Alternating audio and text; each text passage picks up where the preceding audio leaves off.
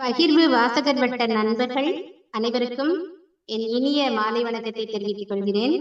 எனக்கு இன்றைய வாசிப்பரங்கத்தின் நிகழ்வை நெறிப்படுத்துவதற்கான வாய்ப்பை வழங்கிய ராமன் சார் அவர்களுக்கும் மற்றும் இதர நண்பர்கள் அனைவருக்கும் என் உளம் கனிந்த நன்றியை தெரிவித்துக் கொள்கிறேன். இன்றைய வாசிப்பரங்கில் நமது விருப்பத்தெரிவாக தேர்ந்தெடுக்கப்பட்ட நூல் ஒரு பெண்மணியின் கதை. இது பிரெஞ்சு மொழியிலிருந்து ஆனி ஒர்னாக்ஸ் அப்படிங்கிறவர் எழுதின ஒரு நூல்.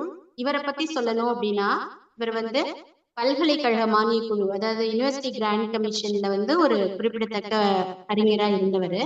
அதோட பிரெஞ்சு டிபார்ட்மெண்ட்ல ஹெச்ஓடியா ஒர்க் பண்ணாரு. அதோட அவர் நிறைய நோபல் பிரைஸ் வாங்கியிருக்கிறாரு. நிறைய தமிழ், ஆங்கிலம், பிரெஞ்சு நிறைய மொழிபெயர்ப்பாளர் அதுக்கான சிறந்த விருது வழங்கியிருக்காங்க. இன்னும் சொல்ல போனா இவர் பிரெஞ்சு அரசோடைய செவாலியர்னு அந்த அவார்டும் அவர் வாங்கியிருக்காரு. அபிஷியல் அவார்ட், இந்த மாதிரி நிறைய அவார்ட்ஸ் வாங்கியிருக்காரு.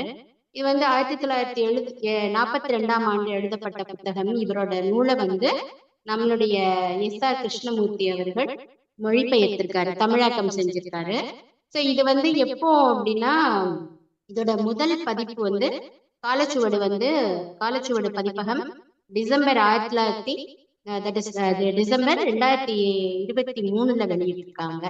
ஸோ இந்த நூலை பத்தி சொல்லணும் அப்படின்னா, இவர் ஆசிரியர் இவரோட புத்தகம் பெரும்பாலும் இவர் எழுதின புத்தகங்கள் எல்லாமே அவரோட சொந்த வாழ்க்கைய பிரதிபலிக்கிற மாதிரிதான் இருக்கும். ஆனா அதுலயுமே சமுதாய மாற்றங்கள் நிறைய இருக்கும், சமுதாய சிந்தனைகள் வெளியுறுத்துறதா இருக்கும். இந்த நூல் அவங்களோட தாயை பத்திரதான் இந்த நூல். ஆனா இவர் எழுதின நூல் அந்த தாயை பத்தி எழுதியிருந்தாலுமே நிறைய அதுல சமூக கருத்துக்கள் நிறைய இருக்கு. அத கண்டிப்பா நம்ம எல்லாருமே அதை பத்தி விமர்சனம் பண்ணணும்.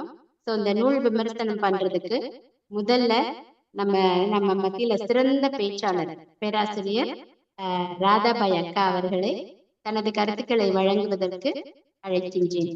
நெறியாளர் உள்ளிட்ட பகிர்வு குழும நண்பர்கள் அனைவருக்கும் முதற்கண் என்னுடைய அன்பு கலந்த வணக்கத்தை தெரிவித்துக் கொள்கிறேன்.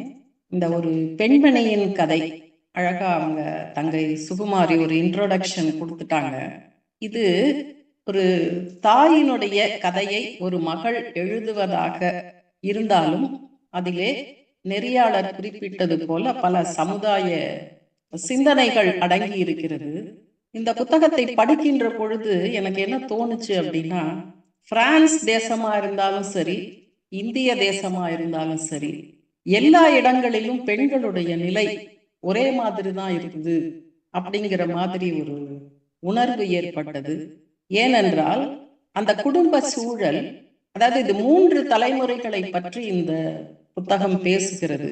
பாட்டி, தாய், அப்புறம் மகள். பாட்டியே விதவையாகிவிட்டு ஒரு குழந்தைகள் நிறைய ஒரு 6 குழந்தைகளுக்கு நடுவுல 4வது பெண்ணாக இந்த ஆசிரியர் இந்த மகள் பிறந்திருக்கிறாள். அந்த விதவை தாய், அந்த பாட்டி அந்த குடும்பத்தை காப்பாற்றுவதற்காக எடுத்துக்கொள்ளக்கூடிய முயற்சிகளை பற்றி பேசுகிறது. இதுல என்னன்னா, இங்கேயும் நம்ம குழந்தை தொழிலாளர்களை பற்றி பேசுறோம். இந்த தாய், அதாவது இந்த ஆசிரியருடைய தாய் 12 வயசுல ஒரு தாவர எண்ணெய் ஆலைக்கு வேலைக்கு செல்கிறாள். நம்ம ஊர்லயும் அந்த குழந்தை தொழிலாளர் பிரச்சனை இருக்கு. காரணம் வறுமை. சோ அந்த வறுமை நிலையிலே, ஏழ்மை நிலையிலே இருக்கிறார்கள். சில வரிகள் என்னுடைய மனதை தொட்டன. அதாவது அவர்கள் நகரத்திலே வசித்தாலும் நகர வாழ்க்கையை அவர்கள் அனுபவிக்கவில்லை அப்படிங்கிற வரிகள். அப்புறம் இன்னொரு விஷயம் என்ன அப்படின்னா, அவர்கள் கல்விக்கு முக்கியத்துவம் தரவில்லை, ஆனால் ஆலய வழிபாட்டுக்கு முக்கியத்துவம் கொடுத்தாங்க. வாரம் கோயிலுக்கு போகணும், பைபிள் படிக்கணுங்கிறதுல முக்கியத்துவம் கொடுத்தாங்க. ஆனா படிப்பு வந்தா படிப்பு வரலன்னா படிக்கணும்னு தேவையில்லை. வயல்வெளிக்கு போறதுக்கு, வயல்வெளிக்கு போகணும் அப்படிங்கிற நிலையிலையும் சரி, வீட்டுல யாருக்காவது வியாதி வந்து விட்டாலும் சரி, அல்லது வீட்டுல இருக்கணுங்கிற சூழல் ஏற்பட்டால் பள்ளிக்கூடத்துக்கு போகணுன்ற தேவை இல்லை அப்படிங்கிற ஒரு நிலையில்தான் அந்த சமுதாயம் இருந்தது. இப்போ எல்லா இடத்துலயுமே, எல்லா கலாச்சாரங்களிலுமே அந்த முன்னேறிய சமுதாயத்துக்கும் வாழ்க்கையில சாப்பாட்டுக்கே போராடி கொண்டிருக்கிறவர்களுக்கும் அந்த கல்வி என்பது எட்டாக்கனியாக இருந்தது என்பது அது இந்திய நாடாக இருந்தாலும் பிரான்ஸ் நாடாக இருந்தாலும் ஒரே மாதிரி தான் இருக்கிறது என்ற ஒரு வெளிப்பாட்டை இந்த புத்தகம் ஏற்படுத்தியது. அப்புறம் அதே மாதிரி அந்த போர் சூழல், ஜெர்மனி பிரான்ஸ் தேசத்தை பிடித்து கொண்டதுக்கு அப்புறம் வரக்கூடிய போர் சூழல் இதிலே விரிவாக்க சொல்லப்பட்டிருக்கிறது. சோ இன்றைக்கும் போர் நிகழ்கின்ற பொழுது பாதிக்கப்படுவது பெண்களும் குழந்தைகளும் தான். இந்த மாதிரி திடீர்னு காணாம போயிடுறாங்க. இவர்களுக்கு 1906 இவர் பிறக்கிறார். 1928 இவருக்கு திருமணம் நடைபெறுகிறது. 1931 ஒரு தனியாக ஒரு உணவு விடுதி ஆரம்பித்து அதை நடத்தி வருகிறார். சோ இவர்தான் குடும்பத்தினுடைய தலைவியாக, ஒரு பெண் ஆளுமையாக இருக்கிறார். அவருடைய கணவர் பாத்தீங்கன்னா ரொம்ப கூச்ச சபாவமா தோட்டத்துல வேலை செய்யறது, அவருக்கு என்ன ஒரு தொழிலாளியாக வேலை செய்யறது, அப்படிதான் இருக்காங்க. இவங்க மட்டும்தான் அந்த குடும்பத்தையும் முன்னேறி கொண்டு ஒரு சுதந்திர உணவோடு ஒரு பெரிய ஆளுமையாக வாழ வேண்டும் என்று நினைத்து அவங்க நிறைய வேலைகள்லாம் செய்யறாங்க. அதாவது முதல்ல வீட்டு வேலை செய்யறதுல இருந்து, இஸ்திரி போடுறதுல இருந்து, அப்படி இருந்து கடைசியில ஒரு உணவு விடுதி ஆரம்பித்து அந்த குடும்பத்தை காப்பாற்றுகிறார். அப்புறம் 2 முகங்களை பற்றி பேசுகிறார். எங்க அம்மா வாடிக்கையாளர்களை பார்த்தா ஒரே புன்னகை முகமா மாறிடுவாங்க. சோ எங்க கிட்ட அந்த கண்டிப்பும் கடுப்பா இருப்பாங்க அப்படிங்கிறது. 2வது, மகளிடத்திலே ரொம்ப ஸ்ட்ரிக்டா இருக்காங்க. அதாவது முதல்ல ஒரு சகோதரி பிறக்கிறாள், அவ இறந்து போயிடுறா. இந்த பொண்ணுக்கு லேட்டா தான் 1940 தான் இந்த குழந்தை பிறக்கிறா. சோ இவளை படிக்க வைப்பதற்காக நிறைய இவளை ரொம்ப ஸ்ட்ரிக்டா இந்த மாதிரி ட்ரெஸ் பண்ணிக்க, இந்த மாதிரி இருக்க, இப்படி எல்லாம் சொல்லிட்டு அவங்க அவளை ரொம்ப ஸ்ட்ரிக்டா வளர்க்குறாங்க. அதே சமயத்துல அவ படிக்க வேண்டும், அந்த கல்வி கொடுக்க வேண்டும் அப்படின்னு நினைச்சு அதுக்காக அந்த பெண் ஒரு இடத்துல சொல்லுவாங்க, நான் கல்லூரியில் படிக்க வேண்டும் என்பதற்காக எங்க அம்மா உணவு விடுதியிலே நாள் பூரம் சமைத்து கொண்டிருந்தார் அப்படின்னு சொல்லிட்டு. அந்த மாதிரி கஷ்டப்பட்டு தன்னுடைய பெண்ணை வளர்க்கிறார். ஆனா ஒண்ணு சொல்றாங்க, ரொம்ப நேச்சுரலா எங்க அம்மா திட்டுவாங்க, என்ன மோசமா பேசுவாங்க, அதெல்லாம் எனக்கு தப்பா தெரியல, ரொம்ப இயல்பாகவே தெரிந்தது அப்படின்னு சொல்லி இருக்கிறார்கள். இன்னொரு விஷயம், நம்ம ஊர்லயும் நம்ம சமுதாயத்திலையும் சரி, இந்த கதையிலையும் சரி, ஒரு நேச்சுரல், ஒரு பேரண்ட்ஸ் நினைக்கிறது பையனா இருந்தா ஜெயிலுக்கு போயிடுவானோ, பொம்பளை பிள்ளையா இருந்தா திருமண உறவுக்கு மீறி கர்ப்பமாயிருவாளோ அப்படிங்கிற ஒரு பயம். சோ அந்த சமுதாயத்துல உலகம் முழுவதும் இப்படிதான், ஒரு குழந்தை வளர்ப்புல இப்படி ஆயிருவாங்களோ அப்படிங்கிற ஒரு பயத்தோடு இந்த குடும்பம் இருந்ததாக நாம் அறிந்து கொள்கிறோம். அப்புறம் அந்த பொண்ணுக்கு கல்யாணம் ஆகுது. இந்த அப்பா இறந்து போயிடுறாரு. இறந்து போனதுக்கு அப்புறம் அந்த அம்மா தனியா இருந்து வாழ்ந்து கடைசியில முதுமை அடைகின்ற பொழுது அந்த பேரம்பேத்திங்களை இன்னைக்கும் நம்ம பார்ப்போம். அந்த தாய்மார்களுக்கு தாயா இருக்கிறத விட பிள்ளைங்களை விட பேர பிள்ளைங்க ரொம்ப பிடிக்கும்.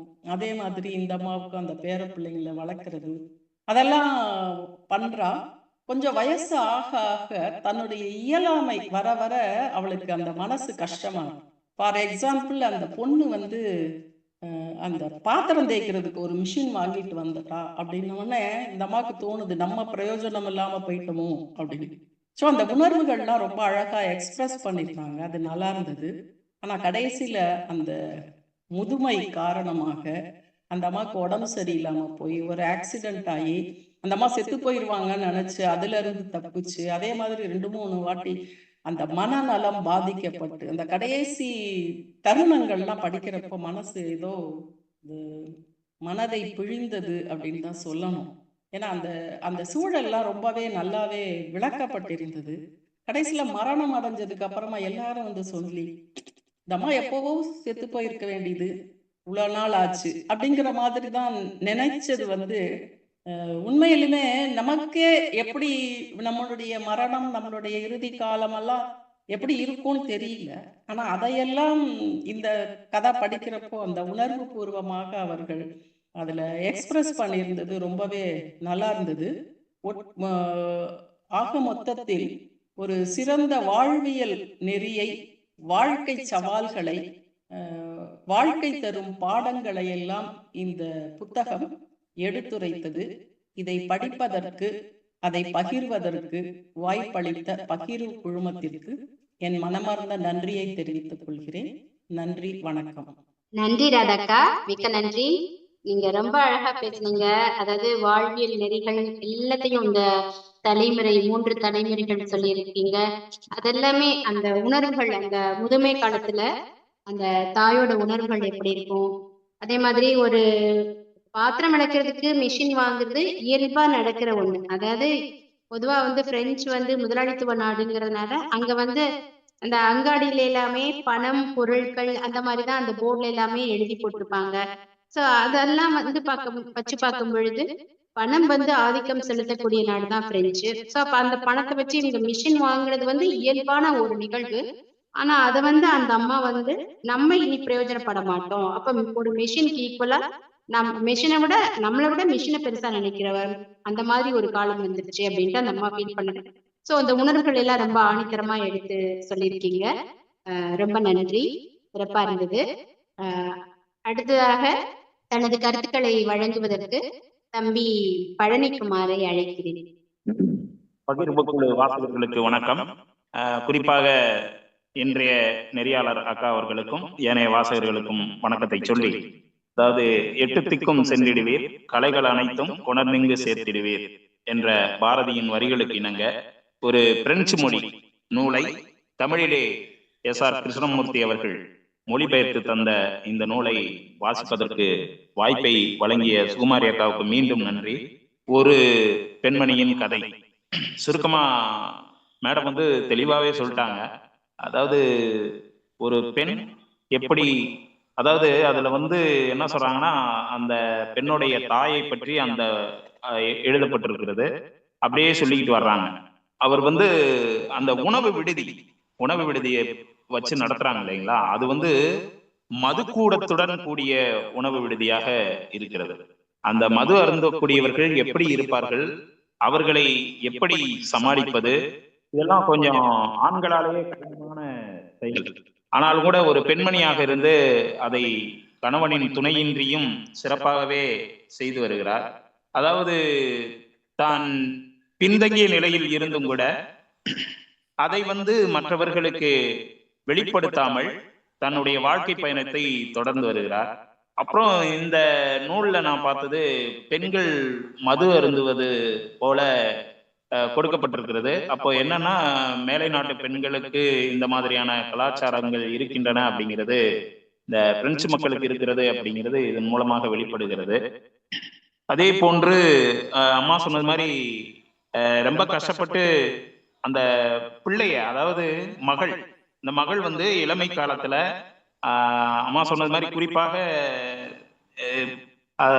திருமணத்திற்கு முன்பு குழந்தையை சுமந்து விடுவாளோ அப்படிங்கிற ஒரு அச்சம் அந்த அவங்களுடைய பிள்ளைய அந்த பெண்ணை சுதந்திரம் போதிய அளவுக்கு கொடுக்காமலே கொஞ்சம் கட்டுப்பாட்டுடனே வளர்க்கிறார்.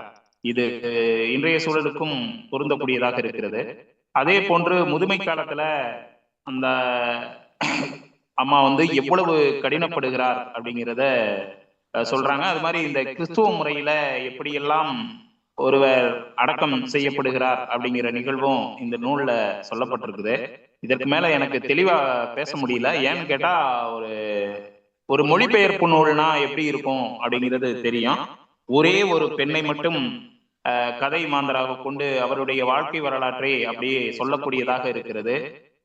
மொத்தத்துல சொல்லும் பொழுது மொழிபெயர்ப்பு நூல்ல சில சிக்கல்கள் இருக்கும். மொழிபெயர்ப்புலயே தொடர் பிழைகள், சொற்பிழை எல்லாம் இருக்கலாம். ஆனா இந்த நூல்ல அப்படி இருக்கிறதாக தெரியவில்லை. நடை மிக அருமையாக இருந்தது. நல்ல ஒரு நூல். பிற மொழி இலக்கியத்தை படிப்பதற்கு வாய்ப்பு தந்த பகிர்வு குழுவுக்கு நன்றியை சொல்லி இந்த அளவிலே நிறைவு செய்து கொள்கிறேன். நன்றி தம்பி, மிக்க நன்றி. பழனிக்குமார் பேச்சு ரொம்ப தெளிவா இருந்துச்சு. அதாவது அந்த தாயோட கட்டுப்பாடுகள் இளமை பருவத்திலிருந்து அவங்க கல்லூரி படிக்கிற வரைக்கும் எப்படி அந்த தாய் கட்டுப்பாட்டுக்குள்ள வச்சிருந்தாங்க. அதோட அதாவது கல்யாணத்துக்கு முன்னாடியே ஒருவேளை பொண்ணு கர்ப்பமாயிருவாளோ, எதையாவது லவ் அஃபேர்ஸ் வந்துருமோ அப்படின்னு சொல்லி அந்த ஒரு பயத்துல அந்த தாய் வந்து எந்த அளவுக்கு அந்த பொண்ணை கட்டுப்பாடா வளர்த்தாங்க அப்படிங்கறத பத்தி அது தொடர்பான கருத்துக்களை ஆணித்தரமா சொன்னாரு. அது மாதிரி முதுமை பருவத்துல அந்த அம்மாவோட உணர்வுகள் எப்படி இருந்துச்சுங்கிறதையும் எடுத்து சொன்னாங்க. நன்றி தம்பி. அடுத்து பேசுவதற்கு நமது சிறப்பு பேச்சாளர் செல்வம் சார் அவர்களை அழைக்கிறேன். பகிர்வு வாசகர்களுக்கும் வந்தமா இந்த நிகழ்ச்சியின் நெறியாளர் பேராசிரியர் சுகுமாரி அவர்களுக்கும் பகிர்வு வாசகர்களுக்கும் என்னுடைய வணக்கத்தை தெரிவித்துக் கொள்கின்றேன். ஒரு பெண்ணின் கதை, அதாவது எல்லாருடைய வாழ்க்கையிலும் ஒரு கதை இருக்கிறது. ஒரு ஆணின் கதைன்னு சொல்லலாம். ஒவ்வொரு ஒவ்வொரு பெண்ணுக்கும் பின்னாலேயும் ஒவ்வொரு ஆணுக்கு பின்னாலேயும் கதை இருக்கு. இந்த கதை வந்து பிரெஞ்சு நாட்டுல நடக்கிற ஒரு நிகழ்வு. ஒரு நூற்றாண்டுக்கு முன்னால் நடந்த வாழ்க்கை, அதாவது நடந்திருக்கலாம், அது புனைவாக இருக்கலாம். என்றாலும் கூட அந்த வாழ்வியலை, ஒரு நூற்றாண்டுக்கு முன் நிகழ்ந்த வாழ்வியலை ஒரு கதையாக்கியிருக்காங்க. ஒரு மகள் சொல்வது போல, ஒரு தாயினுடைய வாழ்க்கையை, அந்த தாயினுடைய மரணத்திலிருந்து கதை தொடங்குகிறது. அந்த வாழ்க்கையினுடைய பரிணாமத்தை ஒரு மகள் எழுதுகிறார். ஒரு கதைய, ஒரு வாழ்க்கை வரலாறுனா எடுத்துக்கலாம், அது கதையா எடுத்துக்கலாம், எப்படி வேணாலும் எடுத்துக்கலாம். அப்படி ஒரு படைப்பு இது. சிறப்பா மொழிபெயர்த்திருக்காங்க. இதுல பாத்தீங்கன்னா அம்மையார் ராதாமா சொன்ன மாதிரி 31ல இவங்க ஒரு உணவு விடுதி ஆரம்பிக்கிறாங்க. முதல்ல ஒரு ஆலை தொழிற்சாலையில தான் வேலை செய்யறாங்க. இவருக்கு, இந்த அம்மாவுக்கு, அதாவது பெண்ணுடைய அம்மாவுக்கு முதல்ல அதாவது பெண் மாப்பிள்ளை பாக்குறாங்க இல்லையா, அது வந்து ஒரு கூலி ஆலையோ பண்ணக்காரனையோ கல்யாணம் பண்ணக்கூடாது அப்படின்னு கருதி ஒரு ஆலையில் வேலை செய்கிறவனை பார்த்து திருமணம் செய்து வைக்கிறாங்க. அந்த ஆலையில வேலை செய்யறதே சரியானதாக இல்லை, நம்மளா ஒரு சொந்தமா தொழில் தொடங்கணும்னு சொல்லிதான் 31ல ஒரு உணவு விடுதிய இந்த அம்மையார் தொடங்குறாங்க. அதாவது அம்மையார் வந்து, அந்த அம்மா வந்து பெண்ணுடைய அம்மா, அந்த பெண்ணுடைய வாழ்க்கை கதை சொல்றாங்களா, அந்த அம்மா வந்து குடும்பத்துல அவங்கதான் பிரதானமா வாழ்க்கையை முன்னகர்த்தி செல்லக்கூடியவங்களா இருக்காங்க. 1930களில் பொருளாதார மந்தம் ஏற்பட்டதுன்னு நமக்கு தெரியும். அந்த காலத்துல அந்த விடுதி ஆரம்பிக்கப்படுது. அது ஒரு ஆலை தொழிலாளியை விட சற்று வருமானம் கூடுதலா தான் கிடைக்குது அவங்களுக்கு. அதை வச்சு வாழ்க்கையை நகர்த்தி செல்றாங்க. வாழ்க்கையை நகர்த்தி செல்லும் போது வாழ்க்கையில ஒரு மேம்பட்ட நிலையை நோக்கி செல்லணும் அப்படின்னு 2 பேருக்கும் ஆசை இருந்தா கூட, கணவன் வந்து வாழ்க்கையை இதே அப்படியே ஓட்டிடலாம், நம்மளால அதை நகர்த்தி செல்ற அளவுக்கு வாழ்க்கை மேல முன்னேறி செல்வதற்கு நம்மளால நிறைய உழைக்கணும் அப்படின்னு அவரு கொஞ்சம் ஒரு சோம்பிய மனநிலையில அவர் இருக்காரு. ஆனா அந்த பெண் இருக்காங்க பாருங்க, அவங்க புதிய புதிய முயற்சிகளை செய்யறாங்க. 1945ல 2ஆம் உலக போர் நடந்த காலம், முடிந்த காலம் அது இல்லைங்களா. அந்த காலத்திலயும் அவங்க என்ன பண்றாங்க, அந்த உணவு விடுதி நொடிச்சு போய் இதுவாயிட்டு அவங்க ஒரு வறுமைக்கு தள்ளப்படுறாங்க. அப்புறமும் என்ன பண்றாங்க, அந்த போரால் பாதிக்கப்பட்டு நிலைகுலைந்து போறாங்க. அப்புறம் அந்த வாழ்க்கையிலிருந்து திரும்ப விடுபடுறாங்க. எப்படி விடுபடுறாங்கன்னா, போரால் பாதிக்கப்படாத ஒரு கிராமத்துல போய், கிராமம்னா ஒரு சிறிய ஒரு நகர்பகுதின்னு வச்சுக்கீங்களேன், 7000 பேரு கொண்ட ஒரு ஊர்னு சொல்லியிருக்காங்க. அந்த பகுதியில அவங்க உணவை விடுதியை தொடங்குறாங்க. இப்படி இந்த பெண் தான் வாழ்க்கையை துணிச்சலோடு முன்னெடுத்து செல்கிறார், வழிநடத்தி செல்கிறார். அந்த அம்மாவுடைய கதையை மிக அழகா அந்த மகள் வந்து சொல்லிக்கிட்டே இருக்காங்க. அது முதலாக அந்த மரணத்தில் தான் கதையை தொடங்குகிறது. அந்த பெண் வந்து போய் பாக்குறாங்க, அந்த மரணம் அடைஞ்சிருக்காங்க. அதுல இருந்து கதை ஸ்டார்ட் பண்ணி இந்த நிலைக்கு கொண்டு வராங்க கதையை.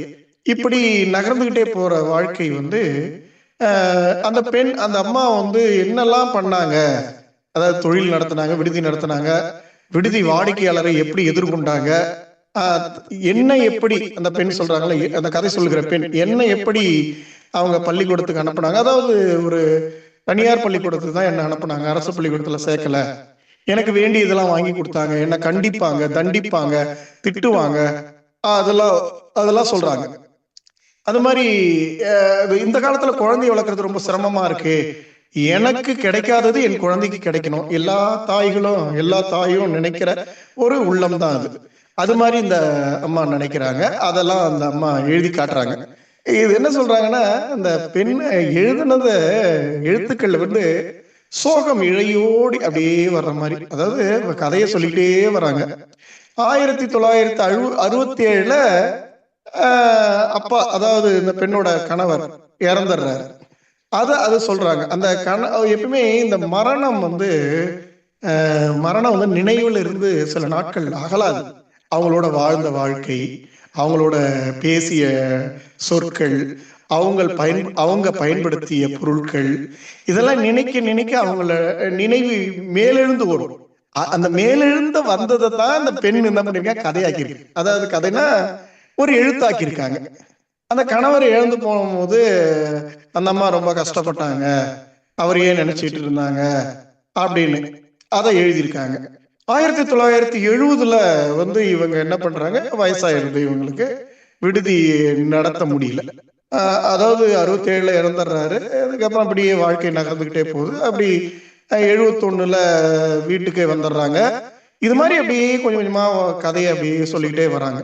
சொல்லிட்டே வந்து 1983 79 நினைக்கிறேன், 79 அடிபட்டுடுது, ஒரு கார் அடிபட்டுடுது. அதுலயே மீண்டு வந்துடுறாங்க. அந்த மீண்டு வராங்க. இதெல்லாம் அந்த பெண் பார்த்துக்கிட்டே இருக்காங்க. இவங்களுக்கு திருமணம் செய்யப்படுற கதையும் சொல்லப்படுது. எனக்கு திருமணம் செஞ்சாங்க, எனக்கு 2 குழந்தை பிறந்தது, 2 மகன் பிறந்தது. அந்த குழந்தைகளை நல்லா எங்க அம்மா வந்து பேர குழந்தைகள் மீது மிகுந்த அன்பு கொண்டிருந்தாங்க. அவங்க வீட்டுல இருந்து என்ன அவங்க வீட்டுல விடுதி நடத்திட்டு இருந்த இடத்துல இருந்து அவங்கள அழைச்சிட்டு வர்றதுக்கு முதல்ல என்னால முடியல. அவங்க தனியா தான் இருந்தாங்க. அதுக்கப்புறம் நான் ஒரு நகரத்துல மத்தியில குடும்பம் இருந்தேன். அவங்கள கூட்டிட்டு வரணும்னு நினைச்சா அவங்களால முடியாத சூழல் ஏற்பட்ட போது நான் கூட்டிட்டு வந்து என்னோட வச்சுக்கிட்டேன் அப்படின்னு சொல்லிட்டே வந்து அந்த குழந்தைகளோட ஈடுபாடோட இருந்தாங்க, போனாங்க, வீட்டுல நல்லா பாத்துக்கிட்டாங்க. அம்மையார் சொன்னாங்கல்ல, அந்த பாத்திரம் தொலைக்கினது, பாத்திரம் சுத்தம் பண்ற மிஷின் வாங்கினது, இதெல்லாம் சொல்றாங்க. இது மாதிரி அப்படியே கதை சொல்லிட்டே வந்து 83 அவங்க திரும்ப உடம்பு வந்து பாதிக்கப்பட்டு மீண்டும் சரியா வராங்க. அதுக்கப்புறம் தான் ஒரு 2 ஆண்டுகள் வந்து மனநிலை பிறழ்வு ஏற்படுது. மனநிலை பிறழ்வு ஏற்பட்டாலே முதியோர் ஆகும்போது மனநிலை பிறழ்வு ஏற்பட்டாலே என்ன ஆகும், தனியா நம்ம வீட்டுல வச்சுக்க முடியாது. வீட்டுல வச்சுக்கணும்னு விரும்பினாலும் கூட டாக்டர் சொல்லிடுறாரு, நீங்க இவங்களை தனியா விட்டுட்டு போகாதீங்க, இவங்க எப்பொழுதும் ஆளுடைய கண்காணிப்புல தான் இருக்கணும்னு சொல்லும் போது அவங்களும் முயற்சி பண்ணி பாக்குறாங்க, வீட்டுல வச்சு பாக்குறாங்க, முடியல. அதுக்கப்புறம் என்னன்னா, அந்த வெளிநாடுகள்ல அந்த காலத்திலேயே இப்படிலாம் இருந்திருக்கு. மரணத்தை அடக்கலம் பண்றதுக்கு ஒரு ஏற்பாடு செய்யக்கூடிய ஒரு அமைப்பு இருந்திருக்கு. அதே மாதிரி மருத்துவமனை மட்டும் இல்ல, மருத்துவமனை காப்பகம் அப்படி இருக்கு. முதியோர் நல காப்பகம் இருக்கு, அதோட மருத்துவமனையும் சேர்ந்து இருக்கும். அது அருகாமையில் இருக்கும் அப்படின்னு இந்த கதையை படிக்கிறதுல இருந்து தெரியுது. அந்த மாதிரியான முன்னேற்றங்கள் எல்லாம் இங்க வரல. இன்னும் நம்ம தமிழ்நாட்டிலேயே வரல, இந்தியாவில வரல. முதியோர் நல காப்பகங்கள் வந்திருக்கு, மருத்துவமனையோடு சேர்ந்த முதியோர் நல காப்பகங்கள், அதாவது மருத்துவ காப்பகங்கள்னு சொல்லியிருக்காங்க. அதாவது தீவிர நோயாளிகளை மருத்துவமனையில வச்சிருக்கிறது, கொஞ்சம் சரியான நோயாளிகளை மருத்துவமனை காப்பகங்கள்ல வச்சிருக்கிறது. அவங்க இறந்த உடனே செவிலி தாதையர் கேட்பாங்க, இவங்க மருத்துவமனையில இருந்தாங்களா, மருத்துவமனை காப்பகத்துல இருந்தாங்களான்னு பார்ப்பாங்க. அப்புறம் அந்த பேரை பார்த்த உடனே அவங்க முடிவு பண்ணிக்குவாங்க. முதல்ல மருத்துவமனையில இருந்து மருத்துவமனை காப்பகத்துக்கு மாத்துவாங்க. கொஞ்சம் சரியான ஒண்ணு அவங்க வீட்டுல வச்சு பார்த்துக்க முடியாதுன்னா மருத்துவமனை காப்பகத்துல, அதாவது முதியோர் நல காப்பகம் தான் அது. என்னன்னா மருத்துவருடைய கண்காணிப்புல இருப்பாங்க. அதனால அந்த நிரந்தரமா தங்கக்கூடிய மருத்துவமனை காப்பகம், அதான் 2வது மாடி 3வது மாடியில கொண்டு போய் இடம் கிடைச்சு அப்புறம் இவங்க 3வது மாடியில போய் தங்க வைக்கிறாங்க. அதுக்கப்புறம் இவங்க எப்படிலாம் அவங்களுடைய பல் செட்டு கழுவுறது, அவங்க சுத்தப்படுத்துறது, வாரம் வரும் அப்பப்போ முடியும் போதெல்லாம் வந்து பார்த்துட்டு போறது, இதெல்லாம் இந்த பெண் செய்யறாங்க. எல்லா தாய்க்கும் ஒரு மகள் செய்யக்கூடியதுதான். ஏன்னா மகன் செய்யறானா அப்படின்னா மகன் செய்யறது இல்லை. எப்பொழுதுமே ஒரு தாயோ தந்தையரோ பெண்கள் பாக்குற மாதிரி ஆண்கள் பாக்குறது இல்லை. பாக்குறாங்க, பொருளாதாரம் ரீதியா உதவி செய்வாங்களே ஒழிய அந்த நேரடி சேவை இருக்கு இல்லையா, அது செய்யக்கூடியவங்க பெண்கள் தான். அதனால அப்படிலாம் பார்த்துக்கிட்டே இருக்காங்க. மனநிலை பிறழ்வு ஏற்பட்ட உடனே கிட்டத்தட்ட அவங்க உலகத்திலிருந்து துண்டிக்கப்பட்டுறாங்க. துண்டிக்கப்பட்ட நிலையில் தான் இருக்காங்க. கடைசியா ஒரு முறை வந்து பார்த்துட்டு போறாங்க. அவங்க நல்லா அவங்க பேசி அவங்க வழி அனுப்புறாங்க. பேசினா சில நேரத்துல விழிப்புணர்வு வரும், சில நேரத்துல மைண்ட் ஆப்சென்ட் ஆயிடும். அப்படித்தானே மனப்பிறழ்வு. பழைய நினைவுகள் எல்லாம் மேலெழுந்து வரும். இந்த நோயாளி ஆயிட்டு நம்ம கூட படுத்திருப்போம், யாராவது ஞாபகம் இருக்கும், யாராவது நினைச்சு பாருங்களேன், ரொம்ப ஜுரம் வந்து நாளைக்கு இதோட நான் இறந்துருவேன் மரணிச்சிடுவேன் அப்படின்னு நினைக்க தோணும். அதுல கனவுகள்லாம் விதவிதமான கனவுகள்லாம் வரும். சின்ன வயசுல நம்ம நடந்து கொண்ட விஷயங்கள்லாம் ஒரு பைத்தியகாரத்தனமா வரும். அந்த மாதிரி இந்த அம்மாவுக்கு வருது, அது மாதிரி வருது. அப்புறம் போய் அதை கடைசியா பார்த்துட்டு போனா கொஞ்ச நாள் கழிச்சு அந்த மரண செய்தி உங்களுக்கு வந்து சேருது. வந்து பாக்குறாங்க அந்த மரணத்தை. அந்த மரணம் அடைஞ்சவங்களை அடைக்கலம் பண்றதுக்குன்னு அமைப்பு இருக்கு அங்கெல்லாம். இங்கதான் நம்ம என்ன பண்றோம், உறவுகளை வச்சுக்கிட்டு ஏகப்பட்ட செலவு செய்துக்கிட்டு அதுக்கு நம்ம பல பேர் அழைச்சிக்கிட்டு நிறைய ஒரு விரயமான செலவுகளை நம்ம பண்றோம். அவங்கள அந்த மரண சடங்கு செய்யறவங்களை தாழ்வா பாக்குறோம். அங்க மரணம் அடைக்கலம் செய்யறதுக்கு, அதாவது அடைக்கலம் பண்றதுக்கு ஒரு அமைப்பு வச்சிருக்காங்க. உரிய காசு கட்டிட்டோம்னா அதை செய்வாங்க. அதனாலதான் இந்த பெண் இறந்த உடனே என்ன பண்றாங்க, அதை துணியில சுத்தி எடுத்துட்டு போய் சரியான முறையில அவங்களுக்கு மலர்கள்லாம் அலங்கரித்து, இயற்கை மலர்களை இவங்க கொண்டு போய் வைக்கிறதுக்காக கார்ல திரியறதெல்லாம் கூட சொல்றாங்க.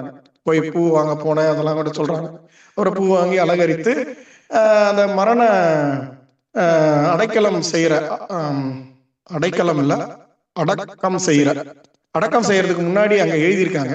அதாவது பொருள், பணம், அரசு இந்த மூன்றும் தான் இன ஒடுக்குதலுக்கான தூண்கள் அப்படின்னு எழுதியிருக்கு. அப்போ என்ன பண்றாங்க, அப்புறம் அந்த சர்ச்சுக்கு முன்னாடி வைக்கிறாங்க, அந்த பாடியை வைக்கிறாங்க. அங்க இசை ஒலிக்க விட செய்யறாங்க.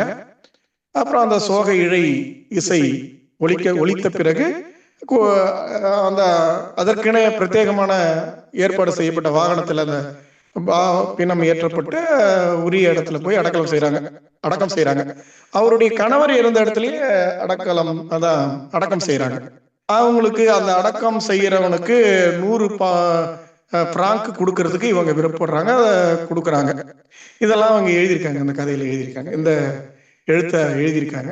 அவங்க என்ன சொல்றாங்கன்னா, அவங்களுடைய நினைவுகளை என்னால மறக்க முடியல, அதுல இருந்து நான் வெளியே வர்றதுக்கு இதை நான் எழுத்தா எழுதிட்டேன்னா நம்ம கூட ஒரு சமூக கோபம் வரும்ல, சமூக அறச்சீற்றம் வரும்ல, ஏதாவது நான் பண்ணணும், ஏதாவது ஒரு சம்பவம், ஒரு அநியாயம் அக்கிரமம் நடக்குதுன்னா அது என்ன பண்ணுவோம்னா எழுத்தா எழுதிட்டாங்கன்னா எழுத்தாளர்களுக்கு அது என்ன ஆகுன்னா சற்று ஒரு மன நிம்மதி ஏற்படும். அது மாதிரி என்ன சொல்றாங்கன்னா,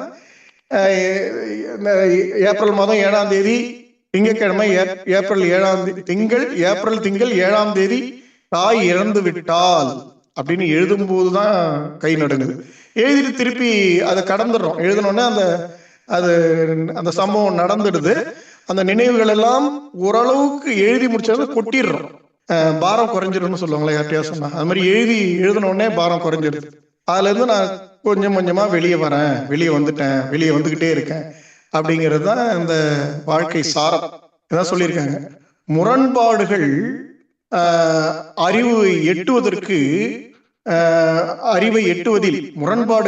எட்டுவதில் இடையூறு கிடையாது. அப்படி நினைப்பது தவறு. ஒவ்வொருடைய வாழ்க்கை, உயிர் வாழும் வாழ்க்கையிலும் துன்பத்திலும் முரண்பாடுகள் இருந்து கொண்டுதான் இருக்கும். அந்த முரண்பாடுகளை நாம் அனுசரித்து வாழ்க்கையினுடைய இன்ப துன்பங்களை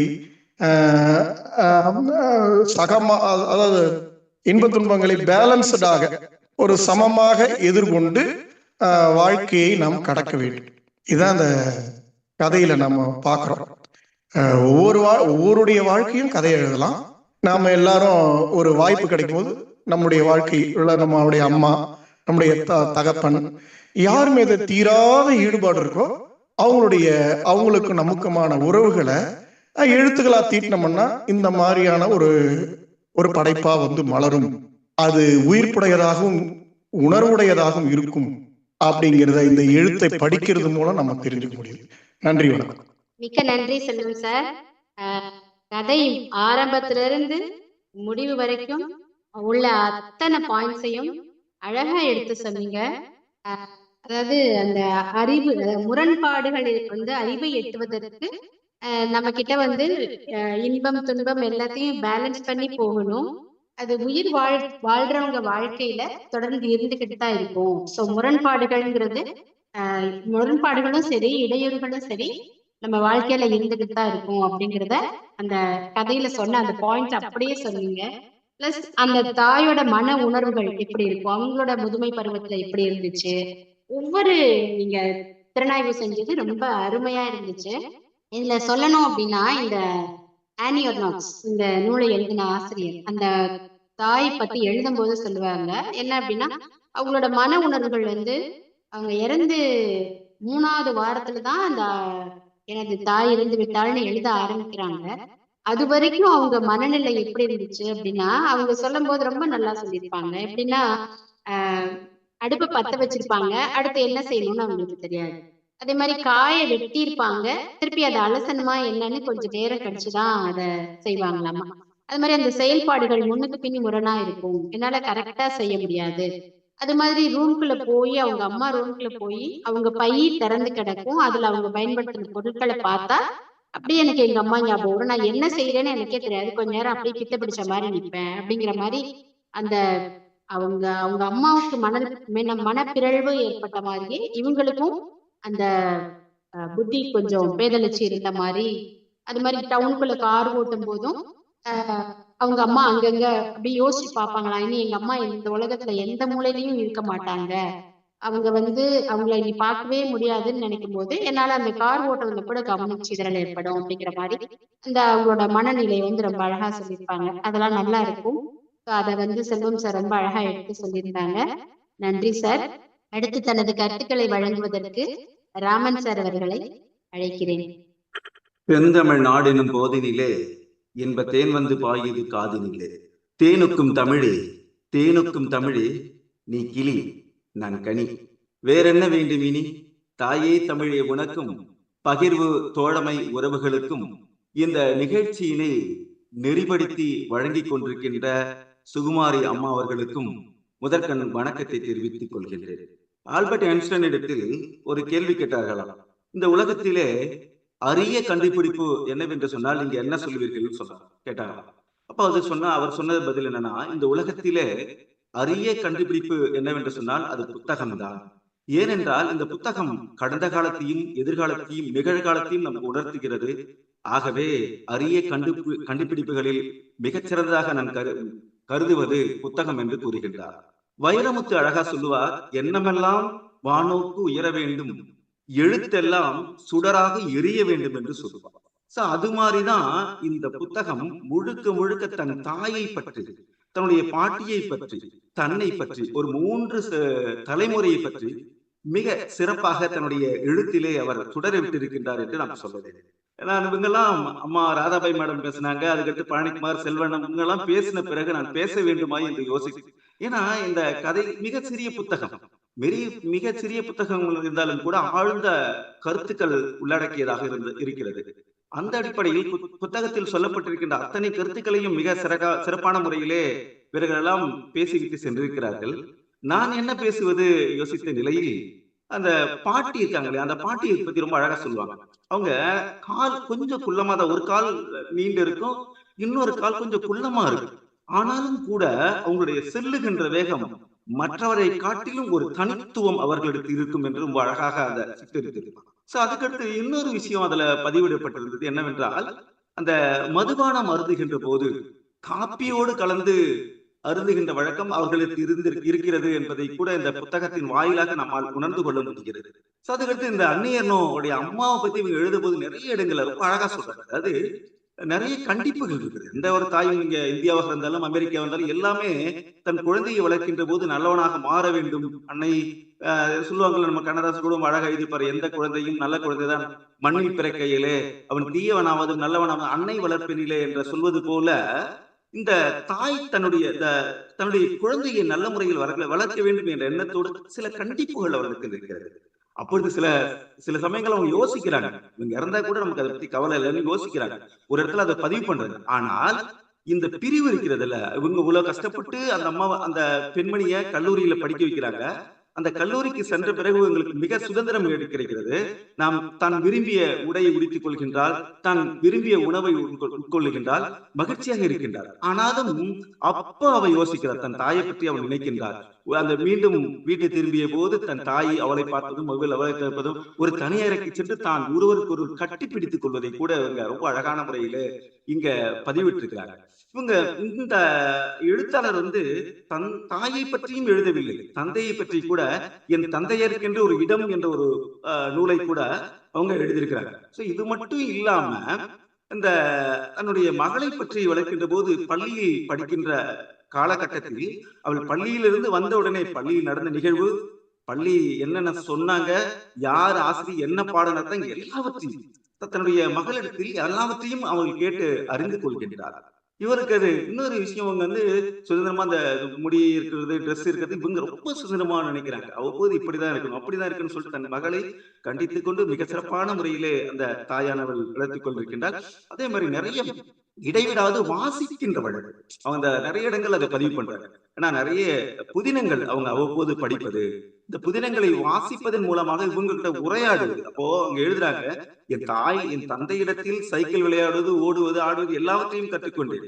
ஆனால் உரையாடுவது மட்டும் என் தாயிடத்தில் மட்டும்தான் உரையாடுகின்ற வழக்கம் இருந்தது, அவரோடு நான் பேசியதில்லை என்று சொல்லுகின்றார். சோ அந்த அளவுக்கு நிறைய விஷயங்கள். இந்த மரண செய்தியை கூட சொல்லுகின்ற போது ஒரு மனித நேயம். ஏன்னா அந்த அடக்கம் செய்த பிறகு, ஏன்னா நமக்கு கூட அந்த கிராமப்புறங்கள்லாம் அடக்கம் செஞ்ச பிறகு அவங்க ஏன்னா அந்த சுடுகாட்டுல எரிட்டு எரியும் போது, அந்த பிணம் முழுவதும் எரியும் போது அவங்களுக்கு ரொம்ப கஷ்டமா இருக்கும். அந்த சமயத்துல கொஞ்சம் சரக்கு போட்டு தான் செய்வாங்க, அந்த பிணத்தை செய்வாங்க, அவங்களுக்கு தனி காசு. அது மாதிரி இங்க அந்த நாடுகளிலும் அடக்கம் செய்யும் போது அவங்களுக்கு ஏதாவது கொடுக்குன்ற வழக்கம் அவங்ககிட்ட. அந்த கருத்தை கூட செல்வன் மிக சிறப்பான முறையிலே பதிவிட்டு இருந்தார். அவங்களுக்கு ஏதாவது கொடுக்கணும், ஏன்னா முழுவதும் இருந்து இங்க அடக்கம் செய்து விட்டு தான் செல்வார்கள். ஆகவே அவர்களுக்கு ஒரு 100 இதுவாச்சும் நம்ம கொடுக்கணும் அப்படின்ற எண்ணம் அவர்களுக்கு இருக்கின்ற போது அது மனிதநேயத்தை மிக சிறப்பான முறையில் அது காட்டுகின்றது. அதுக்கடுத்து இந்த கணவர், இந்த அவங்க அம்மாவுக்கு என்னென்னலாம் பிடிக்கும் அந்த அடக்கம் செய்கின்ற போது, அதே மாதிரி அவங்க ப்ளூ கலர் அந்த ஜாக்கெட் இது மாதிரி அதெல்லாம் கூட அந்த கணவர் சொல்வார், அவருக்கு நினைவு இருக்கிறது, உங்களுக்கு எந்த கலர் தான் பிடிக்கும் என்று சொல்வதும். அந்த இது மாதிரியான நிறைய நிகழ்வுகள் படிக்க உண்மையிலே ஒரு மொழிபெயர்ப்பு பாரதியார் சொல்வார்ல, 8 திக்கும் எல்லா திசைகளிலுமிருந்து நூல்களை கொண்டு வந்து தமிழில் மொழிபெயர்த்து படிக்க வேண்டும் என்று சொன்னார் அல்லவா. ஆனா இன்று நமக்கு உண்மையிலே எந்த திசையில் இருந்தாலும் எல்லா திசைகளிலும் கிடைக்கின்ற நூல்கள் நமக்கு மொழிபெயர்த்து கிடைக்கின்றது. அந்த நூலை படிப்பதற்கான வாய்ப்பு நமக்கு பகிர்வு குழுமம் வழங்கியது. இத்தகைய வாய்ப்பு வழங்கிய பகிர்வு குழுமத்திற்கு நன்றியினை சொல்லி வாய்ப்பிற்கு நன்றி பாராட்டி விடைபெறுகிறேன். நன்றி, வணக்கம். நன்றி ராமன் சார். கதையில விடுபட்ட பாயிண்ட்ஸ் அவ்வளோத்தையும் தேடி பிடிச்சு ரொம்ப அழகா தெளிவான ஒரு விளக்கம் கொடுத்தீங்க. உங்க பேச்சு சிறப்பா இருந்தது. மிக்க நன்றி. இதுல என்ன சொல்லணும்னா, இந்த ஆசிரியர் என்ன சொல்லியிருக்காரு அப்படின்னா, எங்க அம்மாவுடைய நினைவுகளை நான் பகிர்ந்தேன். ஏன் பகிர்ந்தேன் அப்படின்னா, இது ஒரு சின்ன கதையாவோ இல்ல நாவலாவோ இல்ல புதினமாவோ கூட இருக்கணும்னு நான் எனக்கு ஆசைப்படல. இது ஒரு இலக்கியமா மாறணும், இல்ல இது ஒரு வரலாறாக எங்க அம்மா வரலாறாகணும் அப்படிங்கிற ஆசையில தான் நான் எழுதினேன் அப்படின்னு சொல்லியிருப்பாரு. அப்புறம் இன்னும் சொன்னா அவர் என்ன சொல்லியிருப்பாரு அப்படின்னா, அந்த அவரோட இறப்பு பத்தி அந்த எல்லா அடக்கம் செஞ்சு முடிச்சதுக்கு அப்புறம் தான், இப்ப இந்த நாவலை நான் எழுதி முடிச்சதுக்கு அப்புறம் தான் அவங்க இறந்துட்டாங்கன்னே என்னால ஏத்துக்க முடியுது. முதல்ல அந்த இறந்த செய்தியை கூட என்னால ஏத்துக்க முடியல, முழு மனசா ஏத்துக்க முடியல. இப்ப அத நிஜ வாழ்வோட பொருத்தி பார்க்க முடியுது என்னால அப்படின்னு சொல்லியிருப்பாரு. சோ அப்போ இவரோட இந்த ஆசிரியரோட ஆசைப்படி இந்த ஒரு பெண்மணியின் கதை ஒரு இலக்கியமாக ஒரு வரலாறாக உருப்பெற்று இன்னைக்கு நம்ம ஒரு பிரெஞ்சு மொழி நூலை தமிழாக்கமும் செஞ்சு அதுவும் நம்ம பகிர்றதுக்கு வாய்ப்பா அமைஞ்ச இந்த பகிர்வு குழுக்கு நானும் என் சார்பாகவும் மற்ற நண்பர்கள் சார்பாகவும் நன்றி தெரிவிச்சுக்கிறேன். அடுத்ததாக யாராவது பேசுறதுக்கு ரெடியா இருக்கீங்களா? அடுத்து வேற யாராவது பேசுறீங்களா? பேசுறீங்களா? ராமன் சொன்ன மாதிரி இந்த ஓக் மரம் இருக்குல்ல, அந்த பெட்டியை தேர்ந்தெடுப்பாங்கல்ல ராமன். சிறப்பான பெட்டியை, சவப்பெட்டியை தேர்ந்தெடுக்கும் போது கூட அவங்க அதை தேர்ந்தெடுப்பாங்க. அது மாதிரி நமக்கு அந்த பிடிச்ச பொருட்கள் எல்லாம் வைக்கணும் அப்படின்னு நினைக்கிறது மத்த மத சடங்குகளுமே இப்பவுமே இருக்கதானே சார் செய்யுது. கண்டிப்பா கண்டிப்பா, அதே எல்லா ஊர்லயும் இருக்கு அப்படிங்கறத நம்மளால இதை புரிஞ்சுக்க முடியுது. நம்ம ஊர்ல தான் இருக்கு அப்படிங்கறதுல இந்த எகிப்துல கூட அப்படித்தானே, எகிப்துல ஆமா, மம்மி பிரமிடுக்குள்ள அந்த வைக்கும் போது மம்மி கூட கூட எல்லாமே தானே வச்சாங்க. அது அந்த காலத்துல இருந்தே அந்த பழக்கம் இருக்கு. இருக்கு. அந்த இறந்து போனவருக்கு என்னென்னலாம் பிடிக்குமோ அதை வச்சு புதைக்கிறது. அவங்க அம்மாக்கு அந்த அந்த வெள்ளை பழக்கம். லில்லி மலர் வச்சு எல்லாம் அந்த மாதிரி பிடிச்ச பொருட்களா வச்சு செஞ்சு ஆமா ஆமா அது ஆமா. ஒவ்வொன்றுமே படிக்கிறதுக்கு நல்லா இருக்கு. ஆமா. இன்னொரு இடம் கூட, அதாவது எனக்கு உயிர் கொடுத்த என்னுடைய தாய்க்கு இந்த நூலின் மூலமாக என்னுடைய தாய்க்கு உயிர் கொடுக்க ஆசைப்படுகிறேன்னு ஒரு இது அந்த சொல்லுவாங்க. எழுத்து மூலமா நான் உயிர் கொடுக்க ஆசைப்படுறேன் அப்படின்னு உயிர் கொடுக்க சொல்றாங்க. ஆசைப்படுறேன். நல்லா இருக்கும் அந்த ஸ்டேட்மெண்ட். ஆமா ஆமா. சிறப்பா சொன்னாங்க. இந்த மாதிரி நல்ல இடம் தான், நல்ல ஒரு சிறிய ஒரு படைப்பு தான், நல்லா இருக்கு. யாராவது பேசுறீங்களா? முடிச்சுக்கலாமா? முதலாவதாக பேசிய ராதாக்காவுக்கும், தம்பி பழனிக்குமார், செல்வம் சார், ராமன் சார், எல்லாருமே ரொம்ப அருமையா பேசினாங்க. So formal note of thanks சொல்றது அது எனக்கு ரொம்ப சந்தோஷமா இருக்கு. முதலாவதாக எனக்கு இந்த நெறிப்படுத்துவதற்கான வாய்ப்பை வழங்கிய பகிர்வு குழுக்கு என்னுடைய நெஞ்சார்ந்த நன்றிகள். அடுத்ததாக சிறப்பாக பேசிய அத்தனை பேருக்கும் என் உளம் கணிந்த நன்றியை தெரிவித்துக் கொள்கிறேன். நன்றி, வணக்கம்.